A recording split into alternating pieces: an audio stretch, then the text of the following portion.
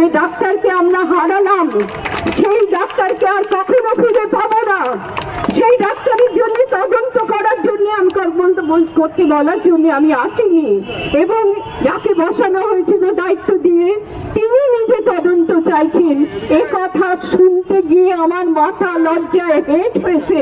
তাকে আমি কখনো, আমাকে শুনতে হয় একদিন সমর্থন করেছিলেন, আজকে বিরুদ্ধে কথা বলেন। কোনোদিন আমি সমর্থন করিনি। গণতান্ত্রিক দেশে একজনের সমর্থনে কিছু হয় না। তিনি সমর্থন আদায় করে নিয়েছিলেন, কৌশল করে আদায় করে নিয়েছিলেন, তারপর ক্ষমতার অপব্যবহার করেছেন। ক্রমাগত ক্ষমতার শীর্ষে পৌঁছে গিয়েছিলেন। ভাবতেন তার মতো ক্ষমতা আর কেউ কারো নেই। মানুষকে সমস্ত তিনি তার দলের কুক্ষিগত করতে চেয়েছিলেন। গণতান্ত্রিক দেশে সেটা কি করে হয়? সমস্ত রাজনৈতিক দলের অধিকার আছে মানুষের জন্য কাজ করবার। তিনি মনে করেন তারই কেবল শাসক দলের অধিকার আছে মানুষের জন্য কাজ